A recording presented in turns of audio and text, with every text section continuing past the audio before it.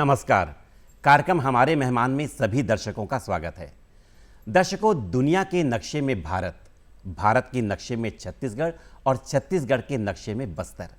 हमेशा से शांत और सुरक्षित रहा है। लेकिन पिछले कुछ सालों में एक ऐसा दौर आया बस्तर में जब बस्तर की तस्वीर पर लाल रंग छींट दिए गए थे। केंद्रीय अर्धसैनिक बलों, राज्य शासन, जिला प्रशासन और विशेष रूप से बस्तर पुलिस के अदम्य साहस से, उनकी कर्तव्य परायणता से और उनके मनोबल से ये लाल रंग लगातार फीका होता चला जा रहा है। बड़ी बड़ी सफलताएं आज बस्तर पुलिस की झोली में हैं।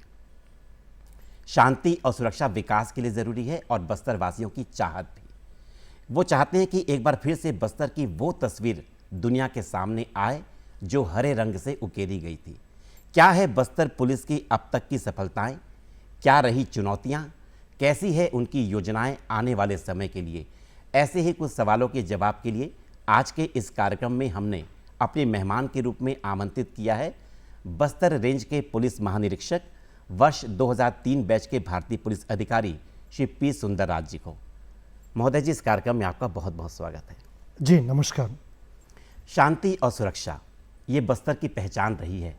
लेकिन आज हम जानना चाहते हैं कि वर्तमान में शांति और सुरक्षा के संदर्भ में बस्तर की स्थिति कैसी है। भारत सरकार तथा छत्तीसगढ़ शासन का एक स्पष्ट मंशा है और क्षेत्र की जनता का भी यही इच्छा है बस्तर संभाग के अंतर्गत नक्सल गतिविधि पूर्ण रूप से समाप्त हो, क्षेत्र में शांति व्यवस्था स्थापित हो और विकास कार्य को गति मिले। इसी दिशा में लगातार बस्तर पुलिस, सुरक्षा बल और स्थानीय प्रशासन और अन्य जितना भी हमारा संबंधित स्टेक होल्डर्स है, उन्होंने एक इंटीग्रेटेड कॉम्प्रिहेंसिव एक्शन प्लान के तहत कार्य योजना तैयार कर उसका क्रियान्वयन किया, जिसकी सकारात्मक परिणाम अभी हाल फिलहाल में हमको देखने के लिए मिल रहा है। ऑपरेशनल फ्रंट में भी हमारा सुरक्षा बल काफ़ी एक सकारात्मक अचीवमेंट्स अभी हासिल कर रहा है। साथ साथ विकास कार्यों को भी बहुत अच्छी गति प्राप्त हो रहा है और क्षेत्र की जनता के मन में भी ये विश्वास आ गई है आने वाला बहुत जल्दी नक्सल समस्या समाप्त होगा और क्षेत्र का पुराना जो पहचान है एक शांतिपूर्ण बस्तर और एक इधर का प्राकृतिक सौंदर्यता के लिए बस्तर जो जाने जाते हैं, ये पहचान पुनः प्राप्त होगा। इसी उम्मीद के साथ संभाग के अंतर्गत सभी जनता काफ़ी लंबा समय से इंतजार कर रहा है उसका एक नया एक तस्वीर के लिए। आने वाला बहुत जल्दी हमको बस्तर के बारे में एक सकारात्मक तस्वीर पूरा दुनिया के समक्ष रखने के लिए हमको एक अवसर मिलेगा। जी, बस्तर वासियों का बहुत विश्वास है बस्तर पुलिस पर और पिछले दिनों हमने देखा कि बड़ी संख्या में अतिवादियों ने आत्मसमर्पण किया है, तो ये उस विश्वास की जीत भी है, बस्तर पुलिस की भी ये जीत है। जानना चाहेंगे कि इसके बारे में क्या कैसी रणनीति थी इसके पीछे और इस सफलता को बस्तर पुलिस किस नज़र से देखती है। बस्तर संभाग के अंतर्गत नक्सल समस्या के समाधान के दृष्टिकोण से हमारा एक पंचतंत्र कार्य योजना थे, विश्वास, विकास, सुरक्षा, सेवा और न्याय। इस पंचतंत्र कार्य योजना को क्रियान्वयन करने के परिणाम स्वरूप अभी बस्तर संभाग के अंतर्गत नक्सल गतिविधि काफ़ी हद तक सिमटते जा रहा है, उनकी पैर के नीचे से जमीन खिसक रहा है, उनके क्षेत्रफल भी कम होते जा रहा है और उनकी नया कोई भर्ती नहीं हो पा रहा है और ऑपरेशनल दृष्टिकोण से भी हमारा सुरक्षा बल ने काफ़ी बेहतर परिणाम विगत समय में लेकर आए थे। इन सब के कारणवश महोदय कैडर काफ़ी बड़ी संख्या में हिंसा त्याग करके समाज के मुख्यधारा में शामिल होने के उद्देश्य से सामने आ रहा है। अभी हाल फिलहाल में 17 अक्टूबर को संभाग मुख्यालय जबलपुर में सेंट्रल कमेटी मेंबर, दंडकांड special zone committee members, divisional committee members, इस प्रकार काफ़ी वरिष्ठ महोदय कैडर्स और अन्य जितना भी पीएलजी फॉर्मेशन के कैडर्स, कुल 210 महोदय कैडर ने हिंसा त्याग करके समाज के मुख्यधारा में शामिल होने के उद्देश्य से सामने आए हैं। उन्हें शासन, पुलिस, स्थानीय प्रशासन, समाज सुरक्षा बल ने उनको स्वागत किया और साथ साथ समाज के प्रमुख मांझी, चालकी और अन्य सभी वरिष्ठ समाज की नागरिकों ने भी उन्हें स्वागत किया और समाज में पुनः उनका इंटीग्रेट किया। हमारा एक कार्य योजना है, एक पहल है पुनः मार्गम, पुनर्वास से पुनर्जीवन। इस पहल के तहत सभी आत्मसमर्पित महोदय के पुनर्वास के लिए हमने काफ़ी एक बेहतरीन कार्य योजना के तहत उनको क्रियान्वयन की जा रही है। इन सब तमाम कार्य के परिणाम स्वरूप काफ़ी बड़ी संख्या में जो पूर्व में भी महोदय कैडर हिंसा त्याग करके समाज के मुख्यधारा में शामिल होने के लिए आ रहे थे, अभी हाल फिलहाल में जैसा विगत यदि हम 10 दिन के बात करेगा 210 महोदय कैडर जबलपुर में और 21 महोदय कैडर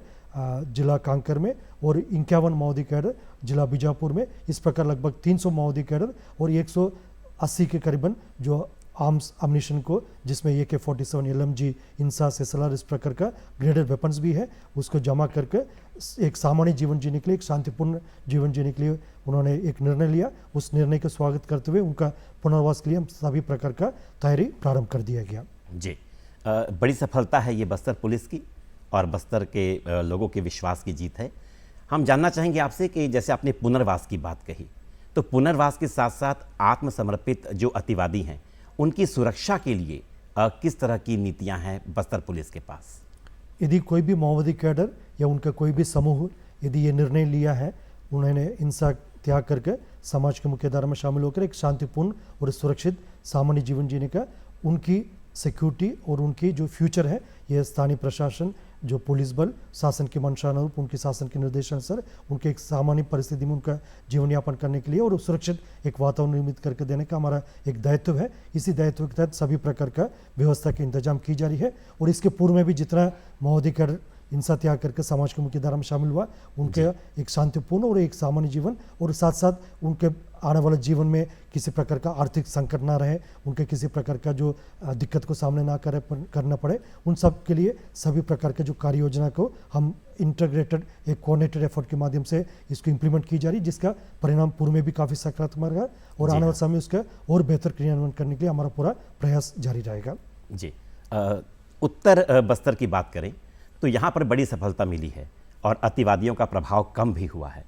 लेकिन इसकी अपेक्षा अगर हम दक्षिण बस्तर की बात करते हैं तो वहाँ किस तरह की चुनौतियाँ हैं और वहाँ ऐसी बड़ी सफलता आने वाले किन दिनों में मिलने वाली है हमको? प्रतिबंधित एवं गैरकानूनी CP माओवादी संगठन की Dandakaranya special zone committee area में 2 सब जोनल ब्यूरो, एक उत्तर सब जोनल ब्यूरो है, दूसरा दक्षिण सब जोनल ब्यूरो है। उत्तर सब जोनल ब्यूरो में अधिकतम जो माओवादी कैडर, जिसमें सेंट्रल कमेटी मेंबर से लेकर Dandakaranya special zone committee members, divisional committee member और नीचे स्तर के सभी माओवादी कैडर ने एक सामूहिक निर्णय लिया, हिंसा को छोड़ देना चाहिए और समाज के बीच में रहकर एक सामान्य और शांतिपूर्ण जीवन जीना और बस्तर इलाका में एक सामान्य वातावरण निर्मित कर विकास को एक गति देने को उनके एक सामूहिक निर्णय रहा। उसी निर्णय के तहत 17 अक्टूबर और उसके पश्चात लगातार अब तक काफ़ी बड़ी संख्या में उन्होंने हिंसा त्याग करके समाज की मुख्य धारा में शामिल हो गए। दूसरी ओर साउथ सब जोनल ब्यूरो में कुछ गिने चुने जो माओवादी कैडर, जिसका नाम भी मैं लेना चाहूँगा, पुलिस ब्यूरो मेंबर देवजी है और सेंट्रल कमेटी मेंबर हिडमा और Dandakaranya special zonal committee members पापा राव, बारसेदेवा, इस प्रकार काफ़ी गिने चुने जो माओवादी कैडर अभी भी जो नीचे लेवल के जो माओवादी कैडर को जो ये सामूहिक निर्णय थे माओवादी संगठन का, हिंसा छोड़ देना चाहिए और एक सामान्य शांतिपूर्ण जीवन जीने के लिए सभी कैडर्स को उनके द्वारा एक निर्णय लिया गया। ये निर्णय को नीचे लेवल कैडर तक पहुंचना नहीं दे रहा है, इसी कारणवश नीचे लेवल के कैडर्स में काफ़ी एक कन्फ्यूजन की स्थिति है। इसलिए बार बार हम मीडिया के माध्यम से और अन्य प्लेटफॉर्म के माध्यम से अपील भी जारी कर रहा है, उनके पास अभी भी वक्त है, वक्त रहते हुए हिंसा छोड़ दे और सामने आना चाहिए ताकि एक अच्छा एक सामान्य और शांतिपूर्ण जीवन जी सकता है। अन्यथा जिस तरीके से हमारा सुरक्षा बल द्वारा विगत समय में बहुत बेहतरीन ऑपरेशनल परिणाम लेकर आए थे, आने वाले समय में भी उस प्रकार का ऑपरेशन करने के लिए हमारा सुरक्षा बल सक्षम है। DRG, STF, Bastar fighter, cobra, CRPF, BSF, ITBP, SSB, Chhattisgarh arm police, स्थानीय पुलिस बल, तमाम सुरक्षा बल और अन्य एजेंसी सुरक्षात्मक कारणों से मैं सभी एजेंसीज का नाम भी नहीं ले पाऊंगा, लेकिन सभी हमारा स्टेक होल्डर्स अभी तत्पर है और तैयार है और अभियान के माध्यम से हम यदि कोई भी माओवादी अभी भी हिंसा के बल पर बंदूक लेकर क्षेत्र की जनता के जान माल को नुकसान पहुंचाने के लिए यदि कोई साजिश रच रहा है, उनका मुंह तोड़ जवाब देगा। इसलिए पुनः मैं ये अपील को दोहराना चाहूँगा, समय रहते हुए हिंसा छोड़कर समाज के मुख्य धारा में आ जाएगा, एक अच्छा सामान्य और शांतिपूर्ण जीवन जीने के लिए उनके पास एक मौका मिल जाएगा, अन्यथा हमारा सुरक्षा बल की जो कार्रवाई को उनको सामने करना पड़ जाएगा। जी, स्पष्ट संदेश है आपका इस कार्यक्रम के माध्यम से। जानना चाहेंगे आपसे कि जिन सुरक्षा बलों का आपने नाम लिया, अभी एजेंसियों का नाम लिया है, इनके साथ बस्तर पुलिस का समन्वय कैसा है? क्या अंतर है इनके साथ बस्तर पुलिस का और या क्या समानता है बस्तर पुलिस और उनकी सोच में? विगत समय में जो हमको ऑपरेशनल आउटकम आ रहा है, इसका पीछे काफ़ी होमवर्क रहा, काफ़ी कोऑर्डिनेशन का काम रहा। भारत सरकार और छत्तीसगढ़ शासन, पुलिस मुख्यालय और अन्य जितना भी जो संबंधित जो इसमें स्टेक होल्डर्स है, सबके इसमें काफ़ी कठिन परिश्रम रहा। इसकी कारणवश अभी जो फोर्सेस के बीच का जो कोऑर्डिनेशन है, हमारे पास केंद्रीय अर्धसैनिक बल में CRPF उपलब्ध है, BSF आईटीबीपी, एसएसबी, सीएसएफ अलग अलग क्षेत्र में काम में तैनात है। और हमारे पास स्पेशल फोर्सेस जैसा DRG, STF, Bastar fighters, cobra है, और छत्तीसगढ़ आर्म पुलिस भी है, और इंडियन एयरफोर्स भी है, जिन्होंने लगातार अभियान के दौरान सभी प्रकार का जो सहायता फोर्सेस को उपलब्ध करा रहा है। और अन्य एजेंसी से जो इंटेलिजेंस एजेंसी से और कुछ एजेंसी जिसका मैं नाम सुरक्षात्मक कारण से नहीं ले पाऊंगा, इन सभी एजेंसीज और स्थानीय प्रशासन, ये सबका एक इंटीग्रेटेड जो कोऑर्डिनेटेड एफर्ट रहा, जिसके कारण से अभी परिणाम हमको काफ़ी बेहतर देखने के लिए मिल रहा है। और पूर्व की तुलना में अभी वर्तमान में जैसे 2024 और 25 में हमको काफ़ी ऑपरेशनल आउटकम जो संख्या के हिसाब से भी है और क्वालिटी के हिसाब से भी काफ़ी अच्छा रिजल्ट हमको देखने के लिए मिल रहा है। और आने वाले समय में ये कोऑर्डिनेशन और बेहतर होते जाएगा और परिणाम और सकारात्मक देखने के लिए हमको मिलेगा। जी, हम जानना चाहेंगे कि स्थानीय जनता की क्या भूमिका रही है, उसके साथ किस तरह का समन्वय आपका है, क्या उनके साथ रिश्तों में कोई नई पहल अब की जा रही है, तो उस पहल क्या है, उसके बारे में बताइए। बस्तर क्षेत्र की जन जन के मन में यही बात है, आने वाला बहुत जल्दी ये नक्सल समस्या समाप्त होना चाहिए और क्षेत्र के लिए एक नया सकारात्मक आइडेंटिटी प्राप्त होना चाहिए। पूर्व में बस्तर को हिंसात्मक गतिविधि के कारण से बाहर की दुनिया में एक पहचान बन गई, एक नकारात्मक एक आइडेंटिटी बन गए थे। उसको बदलते हुए बस्तर का प्राकृतिक सौंदर्यता है, बस्तर के जो रिच कल्चरल ट्रेडिशन है, बस्तर का जो इको टूरिज्म के लिए का आभार संभावना है, माइनर फॉरेस्ट प्रोड्यूसर्स दुनिया भर में प्रसिद्ध हैं। इस प्रकार बस्तर का काफ़ी खूबसूरती है और आइडेंटिटी है, उसी कारण से बस्तर जाना चाहिए। ये जन जन के मन में ये इच्छा है, उसको देखते हुए हमारा पूरा कार्य योजना है जो क्षेत्र की जनता की इच्छा को और उनकी विषय को केंद्र बिंदु में रखते हम सभी कार्य योजना को ड्राफ्ट करते हैं और उसको क्रियान्वयन भी करते हैं। और जनता का भी काफ़ी इसमें सकारात्मक सहयोग रहा उनका, जो सभी हमारा कार्रवाई में उनका काफ़ी पॉजिटिव रिस्पॉन्स रहा, उनका सहयोग रहा। इसी कारण हमको हाल फिलहाल में काफ़ी अच्छा परिणाम हमको देखने मिल रहा है। हमारे विभिन्न प्रकार का जो कम्युनिटी आउटरीच प्रोग्राम्स है क्षेत्र में जनता और पुलिस के बीच के संबंध को मजबूत और मधुर करने के लिए हमारा आमचो बस्तर आमचो पुलिस कार्य योजना थे और अलग अलग जिला में स्थानीय भाषा को उपयोग करते हुए हमने कार्य योजना को तैयार किया गए थे। जैसा हमारा हर प्रकार का कार्यक्रम में भी हम स्थानीय जो ट्राइबल लैंग्वेज है, गोंडी और हल्बी लैंग्वेज को इस्तेमाल करते। उदाहरण के लिए जो वृक्षारोपण कार्यक्रम यदि हम करते, उसका पौधला और उसका नाम देते हैं। जैसे आज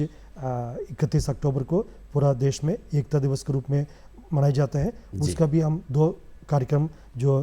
तैयार किया है, उसमें एक का मरम यानी जो एकता का जो वृक्ष है उसका भी स्थानीय भाषा में हम उसका नाम दिया, ताकि बस्तर क्षेत्र की शांति, सुरक्षा और विकास के लिए सर्वोच्चतम बलिदान दिया हमारा शहीदों की स्मृति में, जो उनकी गृह ग्राम में उनकी शहीदों द्वारा पढ़ाई किए गए स्कूल में उनकी स्मृति में वृक्ष लगाकर आने वाला पीढ़ी को उनकी शहादत के संबंध में उनको प्रेरित करने के लिए हमने एक मरम करके एक अभियान अभी संपन्न करा रहा है। इन सब प्रयासों के कारण से और विभिन्न प्रकार के कम्युनिटी आउटरीच प्रोग्राम के माध्यम से क्षेत्र की जनता का और पुलिस और सुरक्षा बल के बीच का संबंध काफ़ी मजबूत हुआ और आने वाले समय में ये संबंध और भी स्ट्रॉन्ग होगा, बॉन्डिंग और मजबूत होगा, ये हमारा पूरा विश्वास है। जी, एक समय था जब बस्तर के लोग शिक्षा के लिए, स्वास्थ्य के लिए, रोजगार के लिए सरकार की ओर देखते थे। आज वो बस्तर पुलिस की ओर देखते हैं। तो बस्तर पुलिस बस्तर वासियों को शिक्षा, स्वास्थ्य और रोजगार के क्षेत्र में किस तरह से मदद पहुंचा रही है? बस्तर पुलिस या इधर तैनात अन्य जितना भी जो हमारा सुरक्षा बल सदस्य है, सब शासन की ओर ही जो शासन की योजना को नीचे ग्राउंड तक क्रियान्वयन करने के लिए, स्थानीय प्रशासन को सहायता करने के लिए हम लोग इधर तैनात हुआ और इधर अपना कार्य को अंजाम दे रहे हैं। और शासन का जो एक स्पष्ट मंशा है, हमारा प्रत्येक सुरक्षा कैंप ना सिर्फ ऑपरेशन के लिए काम आएगा, साथ साथ ये एक सुविधा केंद्र के रूप में काम करते हुए एक समग्रित विकास केंद्र के रूप में अपना कार्य को अंजाम देगा, जिसके माध्यम से इलाके में सड़क निर्माण कार्य, पुल पुलिया निर्माण कार्य, बिजली आपूर्ति, आंगनवाड़ी, प्राथमिक स्वास्थ्य केंद्र जो भी सुविधा उपलब्ध कराना चाहिए, इन सब विषयों को हम क्षेत्र की जनता तक पहुंचाने के लिए एक माध्यम के रूप में काम कर रहा है, जिसके रिजल्ट भी काफ़ी पॉजिटिव रहा है। क्षेत्र में अभी पुलिस जनता और शासन के बीच में एक सेतु के रूप में अभी काम कर रहा है और स्थानीय प्रशासन का भी इसमें काफ़ी एक सकारात्मक भूमिका रहा है और सभी जनप्रतिनिधि मीडिया का भी इसमें काफ़ी एक पॉजिटिव रोल रहा। इन सब कारणवश अभी इलाका में एक पॉजिटिव एटमॉस्फेयर क्रिएट हो रहा है, जिसकी परिणाम जो आने वाला जो युवा पीढ़ी के लिए, आने वाला जो नया जनरेशन के लिए काफ़ी एक सुरक्षित और एक काफ़ी एक समृद्ध बस्तर उनका हम सौंपने के लिए हम तैयार हो रहा है। जी, एक बहुत बड़ी आशा और उम्मीद आपकी इस बात से मुझे लगता है हमारे दर्शकों के मन में जगी होगी। जानना चाहेंगे आपसे कि बस्तर पुलिस जो है वो आज आधुनिक तकनीकी की अगर हम बात करें तो कितनी सक्षम है, इसकी क्षमता में कितना विकास हुआ है? जैसे ड्रोन है, जीपीएस है या साइबर सर्विलेंस की बात करें हम तो कितना लैस है बस्तर पुलिस बल आज? भारत सरकार और छत्तीसगढ़ शासन ने हमारा सुरक्षा बल सदस्यों को सभी प्रकार का जो टेक्नोलॉजिकल सुविधा है, जो वेपन की यदि बात करेगा या मोबिलिटी की यदि बात करेगा, और जितना भी जो एक अभियान को सुरक्षित तरीके से और प्रभावी रूप से संपन्न कराने के लिए आवश्यकता है, सभी प्रकार का जो टेक्नोलॉजी सुविधा हमारा फोर्सेस को उपलब्ध कराया गया। इसी कारण से अभी जो ऑपरेशनल आउटकम विगत समय में हमको काफ़ी सकारात्मक रूप में हमको देखने के लिए मिल रहा है। हमारा सुरक्षा बल सदस्य की कैजुअलिटी भी काफ़ी हद तक अभी कम हो रहा है और आने वाला समय हमारा कोशिश रहेगा हमारा किसी भी सुरक्षा बल सदस्य या क्षेत्र के नागरिक को किसी प्रकार का कोई नुकसान ना हो, उनकी जान माल का कोई खतरा ना हो, उसके लिए टेक्नोलॉजी काफ़ी महत्वपूर्ण रहा। और हमारा पास जो सभी प्रकार का जो इंटीग्रेटेड एक सुविधा है जो ह्यूमन रिसोर्स के साथ साथ भी और जो वेपन के हिसाब से भी और अन्य जो गैजेट्स के माध्यम से भी, अगेन सुरक्षात्मक कारण से मैं इसमें बहुत ज़्यादा डिटेल का खुलासा नहीं कर सकता है, लेकिन इतना मैं अश्योर करना चाहूँगा, मतलब हमारा सुरक्षा बल सदस्य वेल इक्विप्ड है। जितना भी अन्य जो प्रांत को पुलिस बल या अन्य देशों के जो पुलिस बल है उनकी तुलना में हमारा पुलिस बल काफ़ी वेल इक्विप्ड है, वेल ट्रेंड है और उनके मनोबल में भी काफ़ी मजबूती हमको देखने मिल रहा है, एक स्पष्टता देखने के लिए मिल रही है इरादा में। इसी कारणवश अभी काफ़ी एक पॉजिटिव जो आउटकम हमको हाल फिलहाल में देखने के लिए नजर आ रहा है। आपकी हर एक बात जो आपने कही है मुझे लगता है कि लोगों के मन के जो विश्वास है उसको बड़ा पुख्ता करती है। आपसे जानना चाहेंगे कि महिला सुरक्षा की अगर हम बात करें तो ये देखते हैं कि बस्तर संभाग में यहाँ की जो ग्रामीण महिलाएं हैं उनकी सुरक्षा में समय समय पर सवाल जो है वो लगते आए हैं, तो कैसी है उनकी सुरक्षा की व्यवस्था बस्तर पुलिस के पास और कितना वो आशान्वित रहें, कितनी सुरक्षित और कितना शांतिपूर्ण जीवन वो जी सकती हैं? विगत कई वर्षों से बस्तर पुलिस का एक प्राथमिक ऑब्जेक्टिव ये रहा नक्सल विरोधी अभियान, लेकिन जिस तरीके से अभी हाल फिलहाल में अनेक इलाकों में नक्सल गतिविधि समाप्त हो रहा है या नक्सल गतिविधि काफ़ी हद तक कम होते नजर आ रहा है, उन क्षेत्र में हमको बेसिक पुलिसिंग को पुनः प्रारंभ करने के लिए, पुनः मजबूत करने के लिए लगातार हमारा फोर्सेस को ट्रेनिंग दी जा रही है। हमारा सुरक्षा बल सदस्य और पुलिस के अधिकारी जवान सबको हमने जो महिला सुरक्षा से लेकर साइबर क्राइम रिलेटेड जो इश्यूज़ का है और अन्य जितना भी जो एक बुनियादी पुलिसिंग और वर्तमान में जो रेलेवेंट पुलिसिंग है उसकी दिशा में लगातार उनका सेंसिटाइज की जा रही है, उनका ट्रेनिंग दी जाकर उनको इक्विप की जा रही है, ताकि महिला सुरक्षा जो सब बस्तर पुलिस के लिए भी और पूरा शासन के लिए एक प्राथमिकता है। हमारे क्षेत्र की जो बालिका है, महिला है, सब सुरक्षित तरीके से अपना जो भी उनकी इच्छा है, जो भी उनका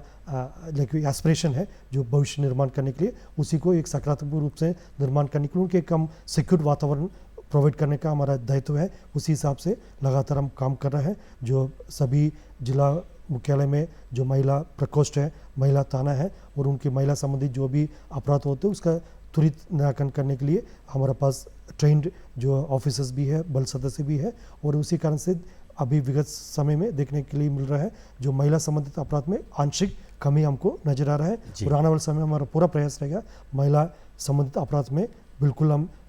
कमी लेने के लिए हमारा पूरा प्रयास रहेगा, ताकि क्षेत्र की बालिका, महिला और सभी जनता एक सुरक्षित वातावरण को महसूस कर सकता है। क्षेत्र की जनता बस्तर पुलिस की ओर एक और सवाल को लेकर के बड़ी आशा से देख रही है और वो है कि बस्तर एक मार्ग है नशीले पदार्थों की तस्करी का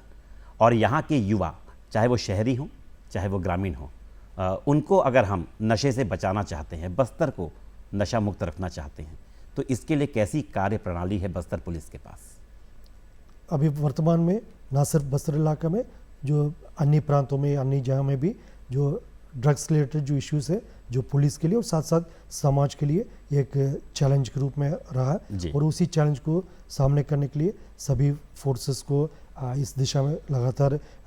समझाइश भी दिया जा रहा है किस तरीके से हमको कार्रवाई करना और कार्रवाई कितना प्रभावी होना चाहिए और उस हिसाब से हमारा अलग अलग एक इनिशिएटिव लिया गए थे हमारा क्षेत्र में, जो इंटरस्टेट बॉर्डर्स में जो परमानेंट चेक पोस्ट लगाया गया, ताकि कोई भी जो नशीले पदार्थ है जो अन्य प्रांतों से इधर प्रवेश ना कर पाए, उसका ट्रांसपोर्टेशन या उसका ट्रांसिट ना हो पाए। उसका काफ़ी एक अच्छा रिजल्ट हमको देखने मिला। काफ़ी बड़ी मात्रा में जो नारकोटिक सब्सटेंसेस उसको हमने हाल फिलहाल में रिकवरी किया, जब्त किया, और जो दोषियों के खिलाफ कार्रवाई भी की गई। और नशा मुक्त समाज हम सब के लिए एक कलेक्टिव एक ऑब्जेक्टिव होना चाहिए, हम सब लोग के कलेक्टिव रिस्पॉन्सिबिलिटी भी होना चाहिए। इसलिए क्षेत्र की जो जनता को भी, जो अलग अलग जो स्टेक होल्डर्स होते हैं उसमें स्कूल्स में, कॉलेजेस में जो टीचर्स हैं और अन्य जितना भी सामाजिक कार्यकर्ता है, संस्था है, और पेरेंट्स है, और जितना भी अन्य गवर्नमेंट डिपार्टमेंट्स है, समाज कल्याण विभाग है और महिला बाल विकास विभाग है, इस प्रकार सभी विभाग को भी हम इन्वॉल्व करके एक अवेयरनेस प्रोग्राम भी लगातार करते आ रहे हैं। उसके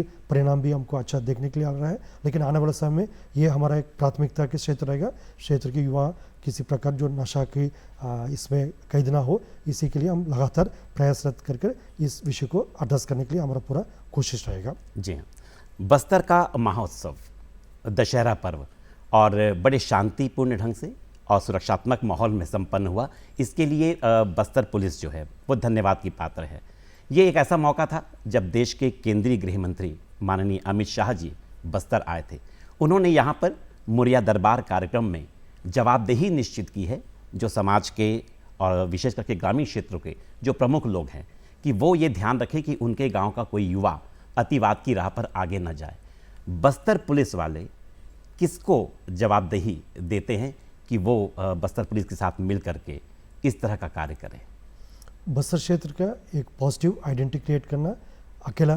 पुलिस की प्रयास से संभव नहीं हो पाएगा, या अकेले सुरक्षा बल के प्रयास से संभव नहीं हो पाएगा। ये कलेक्टिव एफर्ट के माध्यम से हो पाएगा। इस विषय को ध्यान में रखते हुए क्षेत्र की जनता को हर प्रकार के जो प्रयासों में शामिल कराने के लिए उनका भी एक योगदान रहे, उस विषय को ध्यान में रखते हुए अलग अलग कार्य योजना तैयार की गई थे। जैसा हाल फिलहाल में देखने के लिए मिला है जो बस्तर ओलंपिक्स है, जिसमें क्षेत्र के युवाओं को काफ़ी बड़ी संख्या में पार्टिसिपेट किया है, और वर्ष 2024 के सफल आयोजन के पश्चात वर्ष 2025 में अभी बस्तर ओलंपिक्स का सेकंड एडिशन अभी प्रारंभ हो गए थे। उसमें लगभग 4 लाख का क्षेत्र के युवा और जनता इसमें रजिस्ट्रेशन किया। अभी उनका अलग अलग क्षेत्र में उनका कंपटीशन या प्रतियोगिता भी जारी है। बस्तर पंडुम ऐसा एक और आयोजन रहा, जिसमें बस्तर क्षेत्र के जो कल्चरल ट्रेडिशन है, इधर का जो अलग अलग प्रकार का जो सांस्कृतिक परंपरा है, उसकी दुनिया के सामने रखने के लिए जो बस्तर पंडुम कार्यक्रम आयोजन हुआ 2024 में, उसका भी काफ़ी एक एनकरेजिंग रिजल्ट सामने रहा। और बस्तर दशहरा बस्तर क्षेत्र के लिए एक नया पहचान के रूप में उभर कर सामने आ रहा है। पूर्व में कई वर्षों से बस्तर दशहरा क्षेत्र के लोग द्वारा काफ़ी उत्साह के साथ मनाया जा रहा है, लेकिन अभी हाल फिलहाल में उसका विश्व के पटल में बस्तर दशहरा का एक आइडेंटिटी दिलाने का भी काम शासन द्वारा की जा रही थी, जिसका परिणाम काफ़ी बड़ी संख्या में बाहर से जो टूरिस्ट है, श्रद्धालु लोग आ रहा है। और बस्तर दशहरा जो दुनिया का एकमात्र ऐसा 75 दिन चलने वाला एक उत्सव है, उसको देखने के लिए, उसका आनंद उठाने के लिए काफ़ी बड़ी संख्या में बाहर से लोग आ रहे हैं। और इस प्रकार बस्तर के क्षेत्र में काफ़ी नया और सकारात्मक चीज़ दुनिया के सामने लगातार हम पेश करने के लिए शासन की निर्देशानुसार जो स्थानीय प्रशासन के सहयोग से पुलिस और अन्य जो स्टेक होल्डर्स कार्रवाई कर रहा है, जिसके कारण से अभी बस्तर के बारे में बाहर की दुनिया में काफ़ी एक अच्छी चर्चा हो रहा है। मतलब इधर के जो नए नए विषयों के बारे में, इधर के जो पॉजिटिव विषयों के बारे में सकारात्मक पहल को लेकर चर्चा हो रहा था। और आने वाले समय इसी के कारण से बस्तर में जो स्थानीय युवा युवतियों का एक रोजगार का भी एक अवसर मिलेगा, टूरिज्म का बढ़ावा मिलेगा। ये विश्वास दिला रही है कि बस्तर पहले की तरह फिर से शांत और सुरक्षित रहते हुए अपनी पहचान जो है वो दुनिया के सामने रखेगा। बस्तर पुलिस साधुवाद की पात्र है इसके लिए, और इस कार्यक्रम में आकर के हमारे बस्तर के जितने भी लोग इस कार्यक्रम को देख रहे हैं, उन सब के मन में एक नई आशा जगाने के लिए हम आपका बहुत बहुत धन्यवाद करते हैं। धन्यवाद। जय हिंद।